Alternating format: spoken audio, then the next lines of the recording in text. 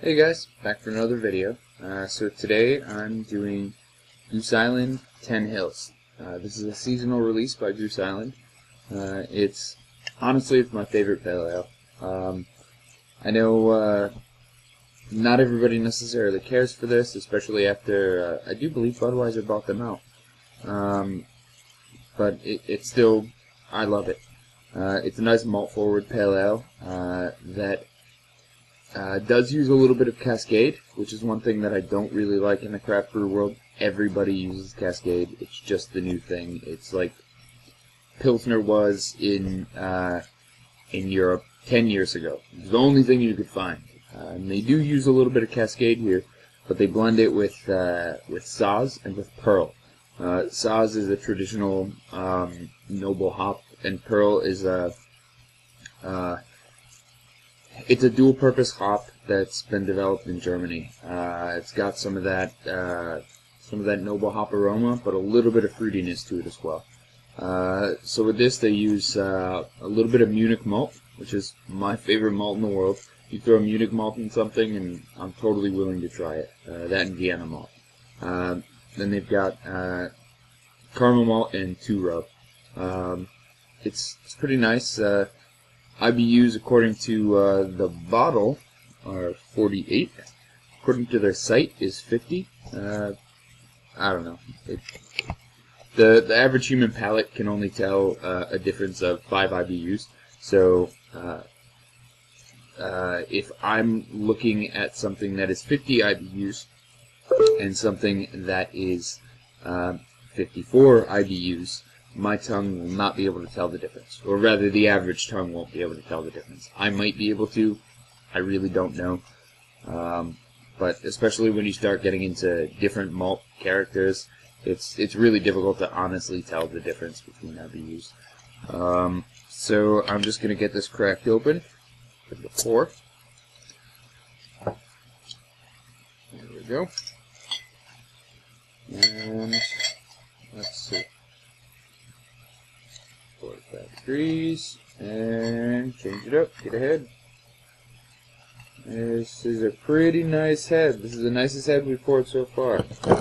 And this is stunningly clear. For a pale ale, that is amazing. They either filter this or age it or something, because that is just not natural for an ale.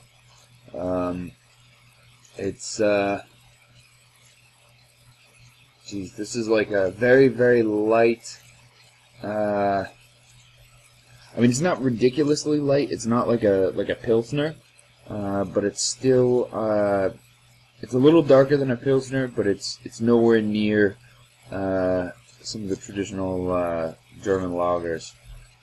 This is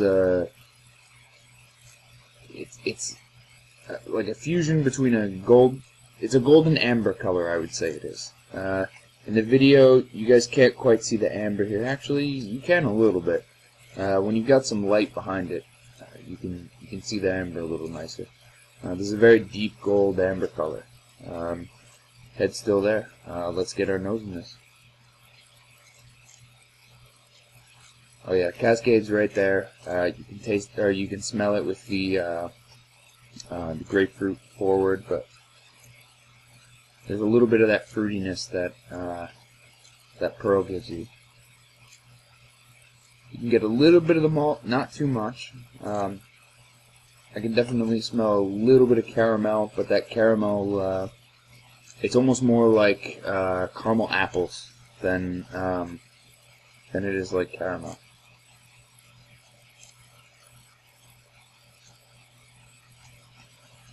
Let's give it a taste. Oh yeah, there's some IBUs there. For 50 IBUs, this is really nice. It's not too over the top. There's a decent backbone to it. To people who really like pale ales and IPAs, I don't know if this will be your thing. To somebody like myself who likes malt forward beer and wants to kind of take a step into a different direction, this is a decent way to take that step.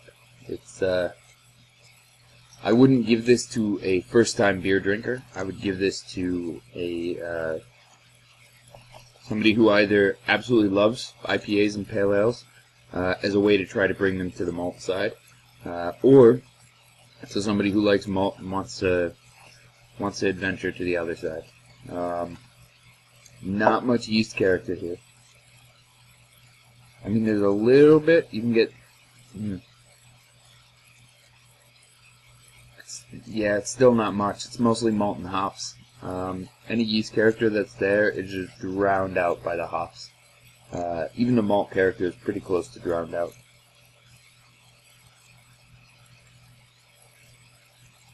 It's tough to say whether I'm getting a little bit of some fruity esters or if that's just one of the hops playing tricks on me, and I don't want to be a pompous douche who goes, I smell fruity esters, when I really don't know. I'm just trying to tell you what I actually get on my nose.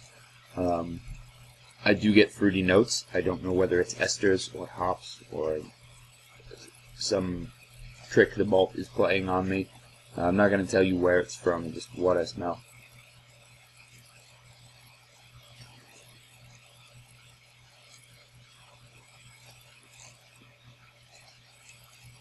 That's nice. For me, not a lawnmower beer. Not something I'm going to sit outside and just keep drinking.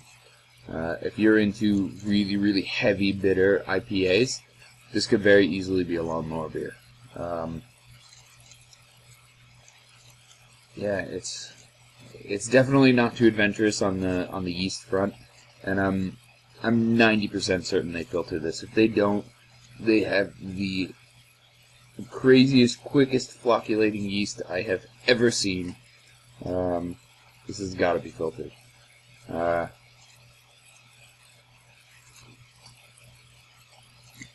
wonderful. Now this is my favorite pale ale. I know there's ones out there that people prefer more. Switchback, a lot of people go to. That's from Vermont. But I don't particularly care for it. Just my taste buds. Yeah. I have. No, you know what? I'm not sure. I've been drinking Goose Island beer for about 4 years now. I believe that was before Budweiser bought them out, but I'm not positive.